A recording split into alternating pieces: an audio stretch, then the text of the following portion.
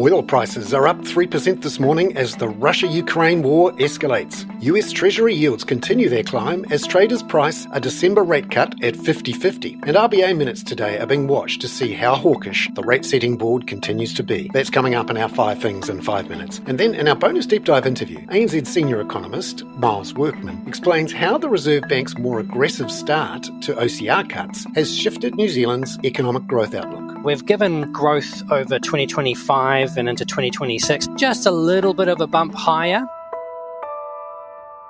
But first in 5 and 5 with ANZ. US stocks nudged higher overnight, but the big mover was oil, which rose 3% as the Ukraine-Russia conflict escalated. As of 4 a.m. Sydney-Melbourne time, the S&P 500 was up 0.54%, led by an 8% jump in Tesla because of expectations of support for self-drive vehicles from the new Trump administration. The yields on US Treasuries continued to edge upwards by 1 to 2 basis points as traders reduced their bets on a December rate cut by the Fed. ANZ economist Maravani says traders are mainly waiting on US housing, jobs and November PMI data in the latter part of the week. Consensus expectations indicate that the data will affirm that US growth is steady and labour market is broadly rebalancing. We'll also have comments from nearly half a dozen Fed policymakers, and these comments are expected to reiterate that Fed will continue to ease, but it is in no rush to do so. If you look at market pricing for December rate cut, it's quite evenly split at the moment. There's around 10 to 15 basis points of easing priced in for now versus a conventional 25 basis point move. The US dollar index lost some ground despite those rising Treasury yields. It was down 0.2% at 4 a.m. Sydney-Melbourne time. The Aussie dollar was up 0.5% at 64.93 US cents, while the Kiwi was up 0.26% at 58.77 US cents.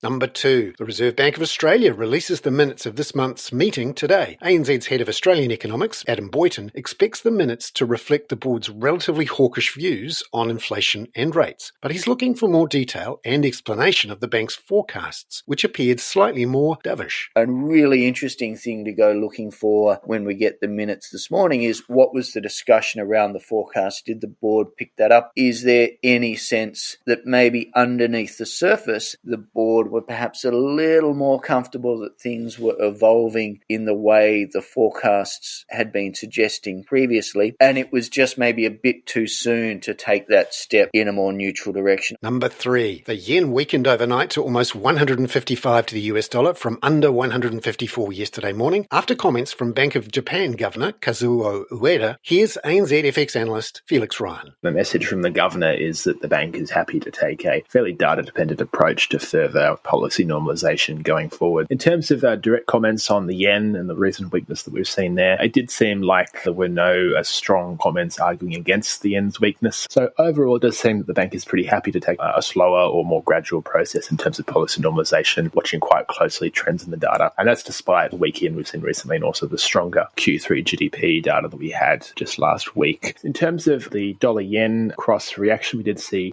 dollar-yen lift after Ueda's comments, particularly given there was no clear messaging around a rate hike in December or near term, and also no comments arguing against the yen's weakness of late as well. Number 4. Thailand's GDP growth figures yesterday were surprisingly strong at 3% in the September quarter from a year ago, when the consensus was for growth of around about 2.4%. ANZ Asia economist Crystal Tan says government spending was the swing factor, with the effects of cash handouts flowing through earlier than expected. Today's outturn does suggest there is modest upside risk to our 2.5 growth forecast for 2024. 2025, we still think there is scope for a mild pickup. We're looking at growth of 2.9%. Given that today's outturn is reasonably solid, the Bank of Thailand will keep its policy rate unchanged, most likely at its December meeting. Number 5. New Zealand's beef exporters to the US are nervous about the potential imposition of a 10% across-the-board tariff on all imports promised by President-elect Donald Trump. But as ANZ New Zealand chief economist Sharon Zollner points out, it's New Zealand's wine exporters who are also vulnerable. Wine exporters, we actually are the third largest supplier of wine to the US behind France and Italy. But the US is our largest overseas market. So that sector perhaps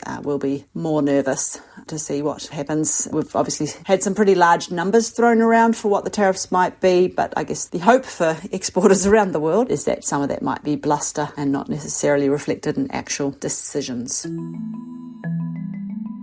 Sharon Zollner there. And we stick with New Zealand for our bonus deep dive interview after ANZ Research's quarterly outlook for the economy yesterday. ANZ senior economist Miles Workman discusses how the Reserve Bank's more aggressive than expected start to rate cuts has flowed through to ANZ's forecasts. So our updated quarterly economic outlook, we've been able to incorporate some of the more aggressive easing in the OCR since August. So, of course, we know the Reserve Bank cut the OCR 25 basis points in August, but in October they delivered a 50 basis point cut, and we're forecasting a 50 basis point cut in November. But the latest quarterly economic outlook, we've been able to incorporate that into the activity outlook, which isn't really a wholesale change in view. But what we have done is basically flown through this withdrawal of monetary restriction just a little bit quicker in terms of what it means for economic activity. So we've given growth over 2025 and into 2026 just a little bit of a bump higher. I wouldn't call it above trend growth. We kind of have the economy growing to around its trend level, at least if you think about it from a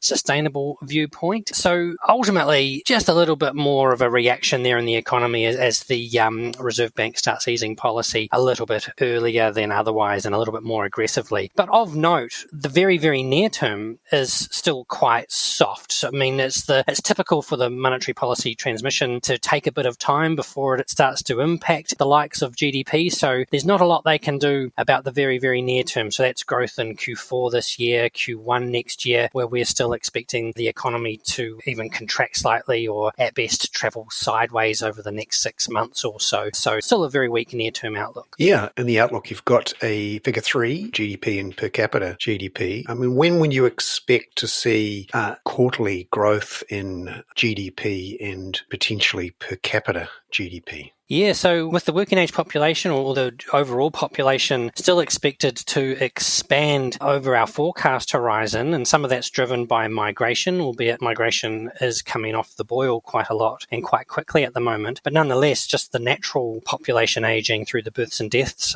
profile, I mean, that is contributing to population growth, ultimately meaning provided the broader economy or the underlying economy is expanding at a slower pace than population growth, we're looking at negative quarterly percentage changes in per capita GDP for a little while yet. So yeah, I think the per capita story is certainly a very soft one when you look at the data through that lens, and it's evidence that the average person on the street, the average household, is certainly facing very tough economic times here and now. And just looking at some of the most recent data for the manufacturing and services sector from the Business NZ PMI and PSI, what are they telling us about the economy? Yeah, well, both the PSI, which is the services index, and the PMI, which is the manufacturing index, they remain below 50, essentially meaning that they're in contractionary territory. So the economy in both the services and the manufacturing sides is still going backwards according to these indicators. And even when we look into the subcomponents of both of these indexes, so that's things like employment, new orders, production, those subcomponents are also below 50. So it's certainly a read consistent with the fact that right here and right now,